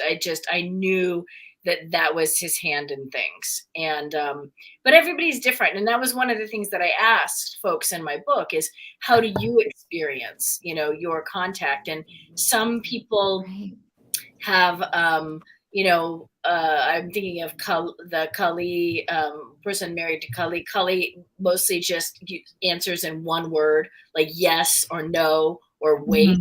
And she feels more like this push or this poke in her back, around things that need to happen. Whereas like, I need the chatty one. You got to talk to me. Yeah. I'm not gonna do Gina needs a chatty one. That's not going to work. This whole, Yeah, and I think it just depends on, it's also the nature of the spirit, right? Kali is fierce and not somebody who I think is super chatty in general. Her persona or identity isn't like that, and that's similar from my spirit contact as well. Not a super chatty deity, but like, yeah, if you're married to maybe like Aphrodite or one of the more sanguine of deities or spirits, or we were talking about, you mentioned the beloved dead, right? If you're married to someone who in life, when they were alive, was a very chatty person, then that's going to be very different than if you were experiencing a spirit or beloved dead who's more quiet or subdued in life. Yeah, because I never talk. So what does that look like? Maybe you already talked about it earlier in the show and I missed it, but how does that look like in terms of ceremony, or in terms of like your friends and loved ones here in the physical? How does this look when you're creating these relationships with, those that have crossed over or of the divine?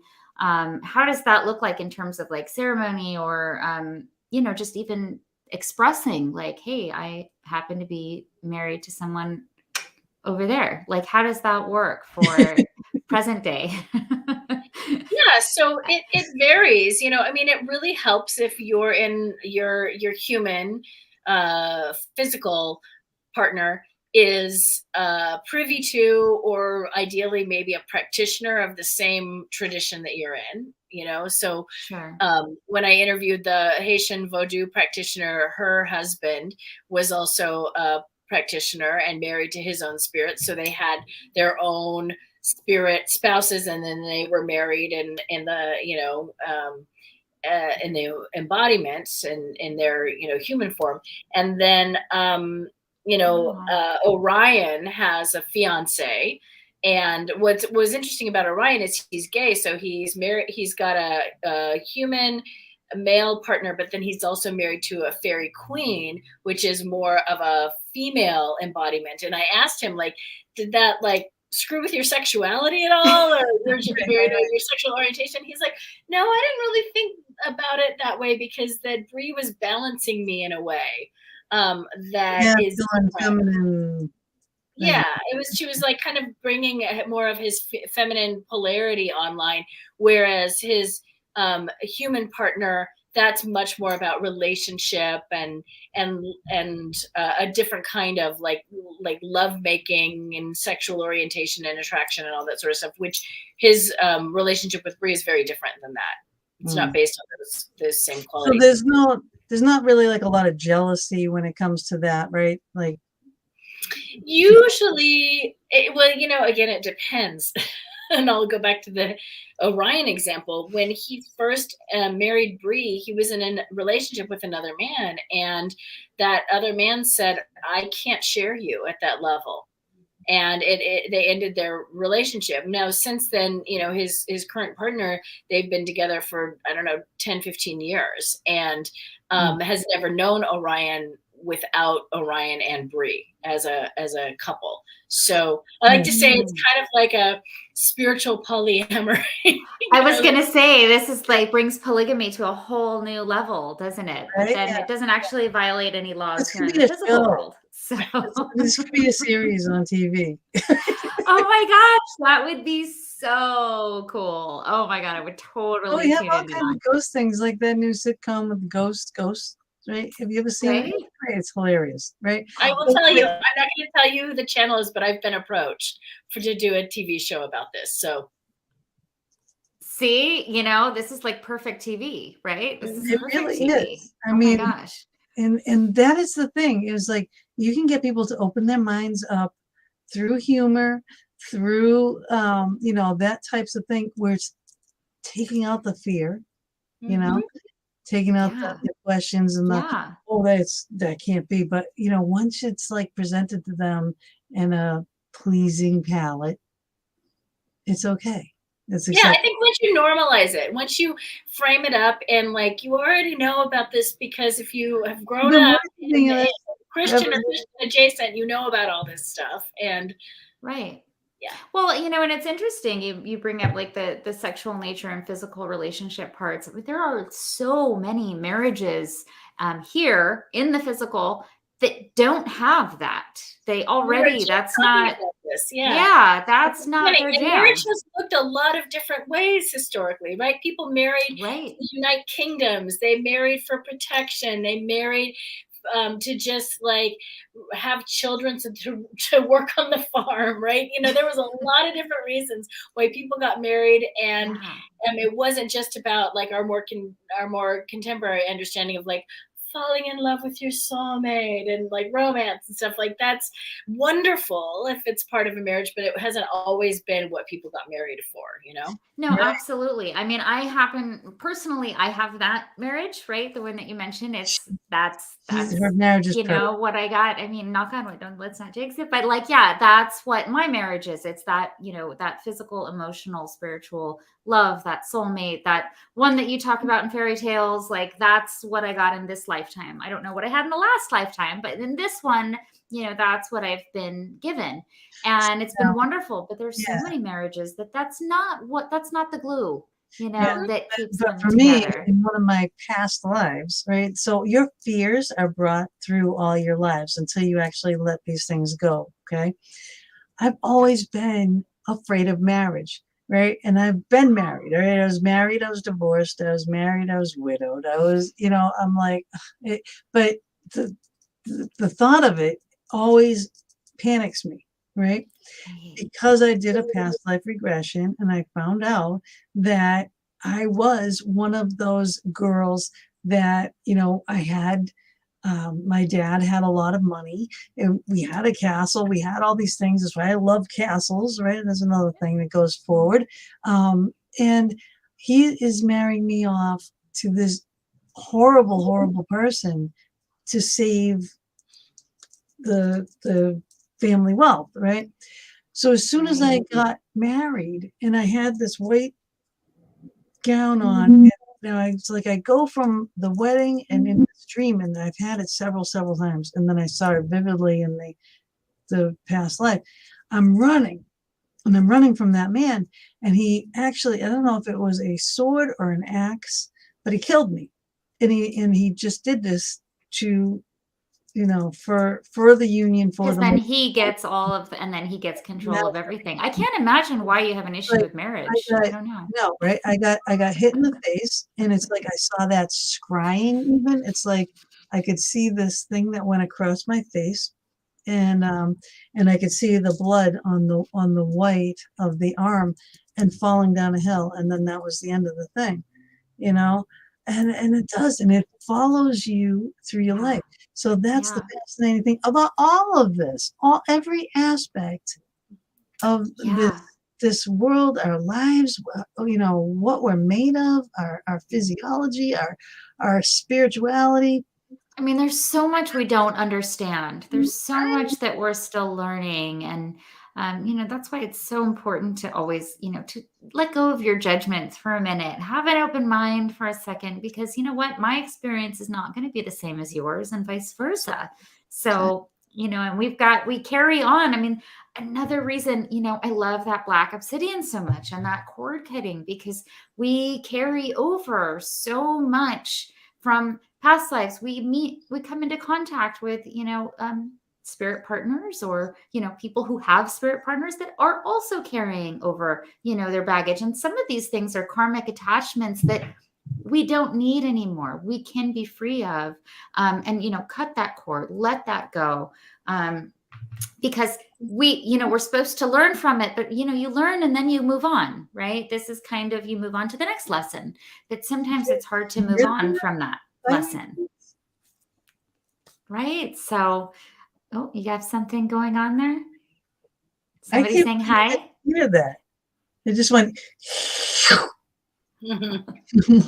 I was like, cut cords. They're like, no. I know. I want one of those. I'm not done. Oh my gosh. Yes. No, I love this. This is like an Apache spear. And it's just gorgeous. And this has traveled with me all over. I mean, I took this with me to England when I was doing the Mind, Body, Spirit festivals, helping people with cord cutting, clients, myself. It's such a beautiful, beautiful tool. That was a gift. Actually, some of my favorite crystals have been gifts. Actually, this one was a gift from Be Crystal Clear, our dear friend Sugar. She had this beautiful studio called Be Crystal Clear in Santa Monica.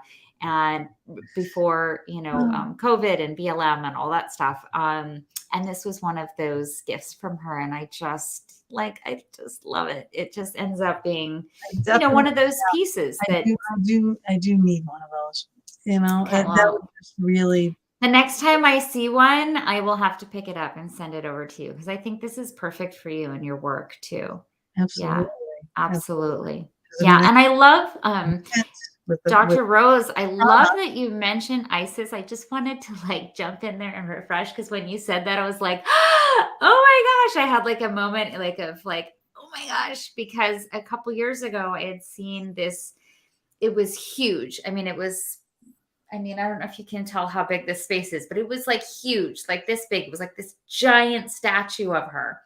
Carving. I think it was a whole carving, heavy piece. And I saw it and I was like, oh, I have to have this.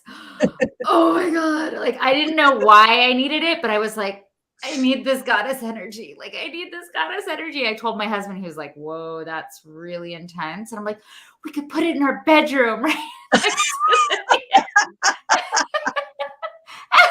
He's so amazing. And he was like, I'm going to veto that. Sorry.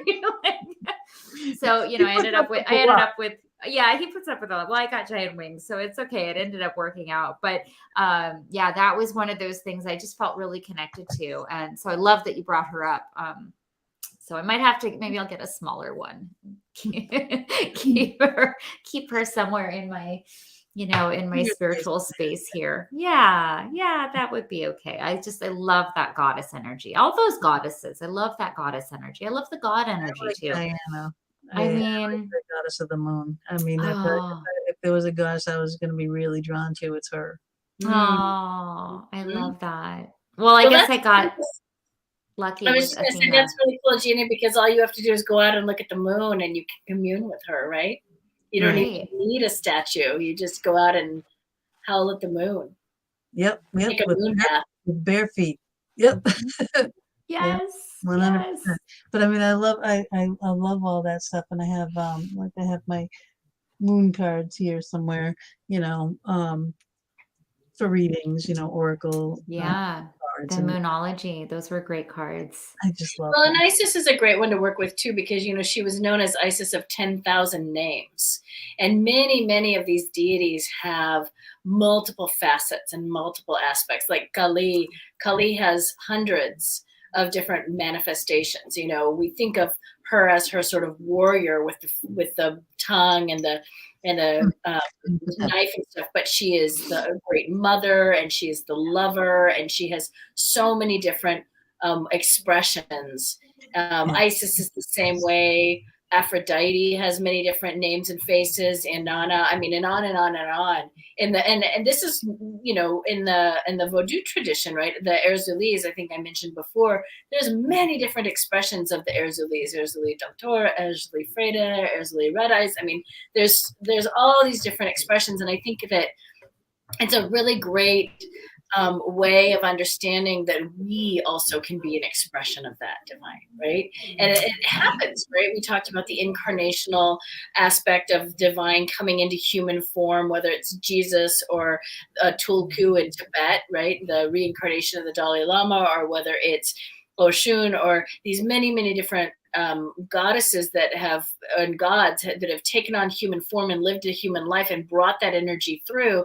And I don't think it is as rarefied. I don't think it has to be as rarefied or as an exceptional as just these divine beings, or even like an Amachi, right? I think we each have a divine self that we can live into, that we can step into deep, loving, devotional relationship with and bring forth as a blessing to our families. Absolutely. Oh, I so agree with that. Honoring the divine within ourselves. And, that's one that a lot of us struggle with too, because we grow up with all this, and there's that negative, mindset. We're not good enough. We're not this. I'm terrible at this. I'm terrible at that.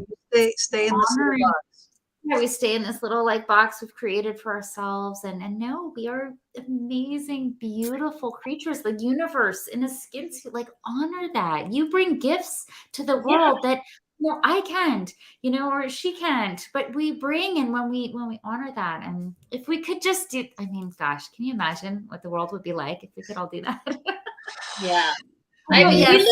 We look back on the stories of the divine ones, right? And we think, oh, they must have been like that 24/7, 352 or whatever, however many days a year. And I don't think that's the case. I think that when you're working to bring the divine more present in yourself and in your life, there's moments where you're not so divine, and where you're very human, and where you're doing really human, maybe, even in the story of Jesus, he cursed the fig tree because it didn't give him figs when he wanted it to, right? That's a moment of being really human and not being, in that, that divine. But that was the intention. That was what God wanted. He wanted to have that human thing. I am not all above you. Here's my son. Yeah, and then you deal with all of the human things that go along with that, paying taxes and having to feed yourself and needing to sleep and having a fragile human body, and that's part of the joy of the human experience, right? We're all doing that. Yeah, we all do that. Yeah, and it's okay to not be perfect all the time. Totally. It's okay. But this is like this And marriage is like bringing that back. It's like bringing it back to the forefront of what it used to be. It's not like you're up here and we're down here. It can come together.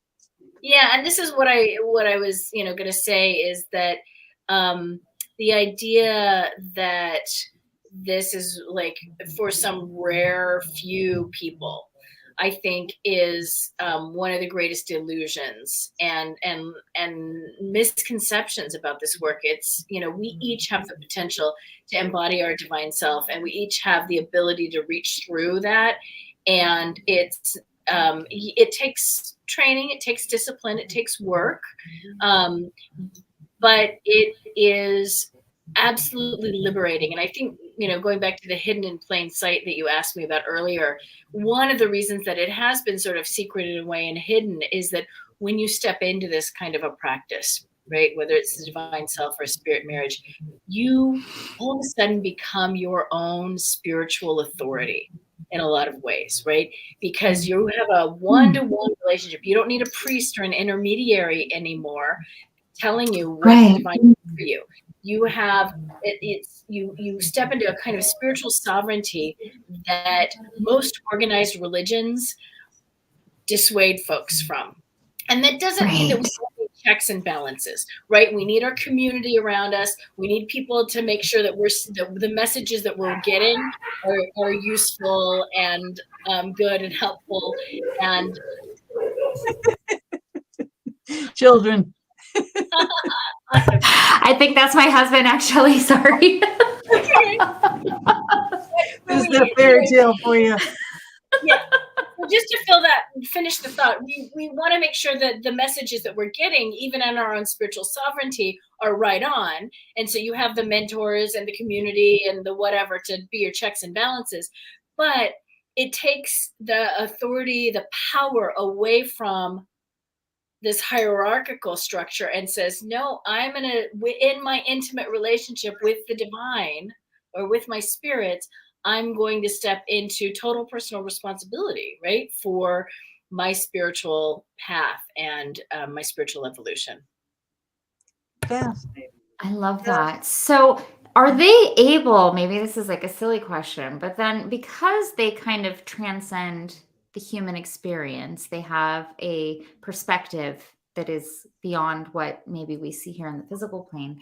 Are they able to kind of give you then some insight into following a more spiritual path, or how would I even put this? That just kind of that divine guidance towards making choices that are for your highest good in this in this lifetime? Are they able to kind of, I mean, is that a bit like cheating, or is it like, because we have our lessons to learn here, but, are they able to kind of like guardian angels, how they, they come in and they can definitely offer us become guidance and support? Yeah, they can definitely become teaching and tutelary spirits. I mean, is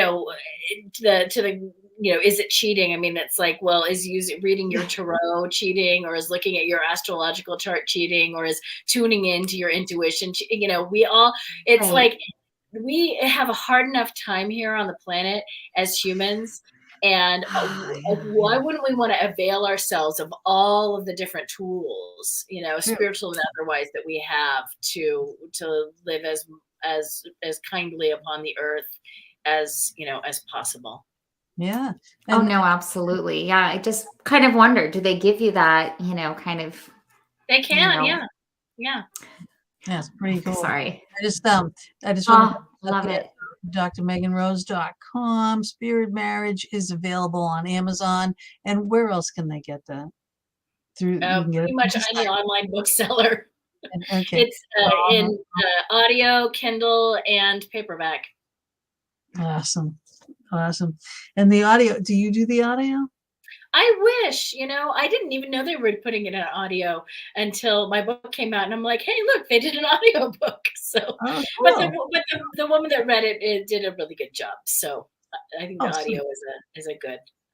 Sweet. Mama D always loves the audio. I like to have book in hand, because I like to mark all my pages, and I do, and I have dog ears on a lot of these pages. I have stars and arrows and all these things. And yeah, she loves the physical copy. She marks them all up. Me too. And Me too. no, yeah, I do too. Something about the smell of a book. But even with my own book, like the pages does it have the smell? are so nice. Like really, I love this paper. I love that. The feel of it and everything. It's definitely, it's just, they did a nice lovely sensory. job. I'm really pleased with what my publisher did with the book. It's a beautiful book. I love doing Who is the publisher? When the Inner pages Traditions. Inner Traditions. Yeah. Mm-hmm. It's beautiful. It is beautiful. And they have some beautiful pieces. Yeah, they did a good job. Yeah, it's a gorgeous cover. I love that. And in the audiobook, I didn't know it was an option. They hired out. I would have loved to have done the audio for my own book. I didn't know I could. Next book. Next time. All right. Like, that's okay. It's all right. For the next one, we'll do that. Yeah. Yeah. So you have to write another one now, of course, right? You need a follow-up. And I'm sure as you do, these interviews for your book and you're getting the word out, you're going to get these questions that come through it. Maybe can be addressed in the next one. She does a lot. There's a lot on that site.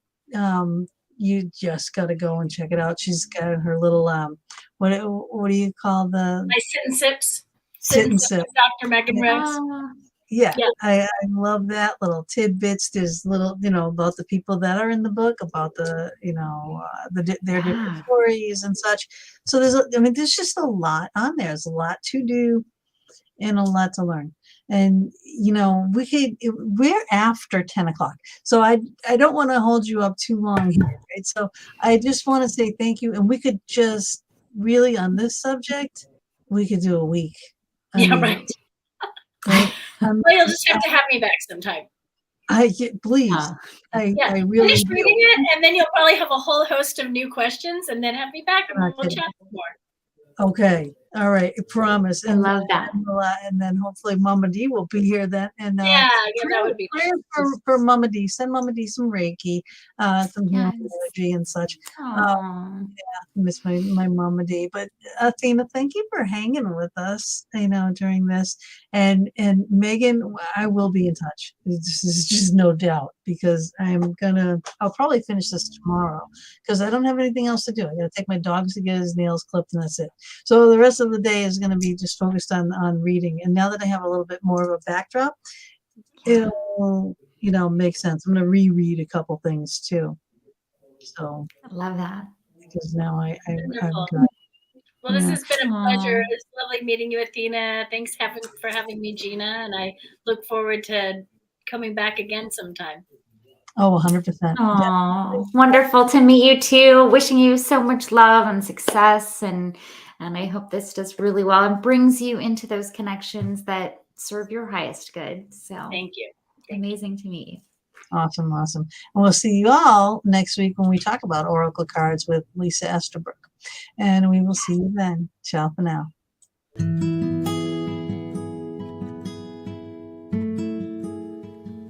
Thank you again for joining us for another episode in the Fox Den. We're here every Thursday evening from 8 to 10 p.m. Eastern Standard Time, bringing you a variety of guests, streaming live on Facebook, YouTube, and our Anchor venues. We would love it if you would go to our YouTube channel, The Fox Den with Gina B and Mama D, and please subscribe, share, and definitely hit the notification button to never miss a show. We'll see you all next week, and subscribers, watch for our pop-up shows as well.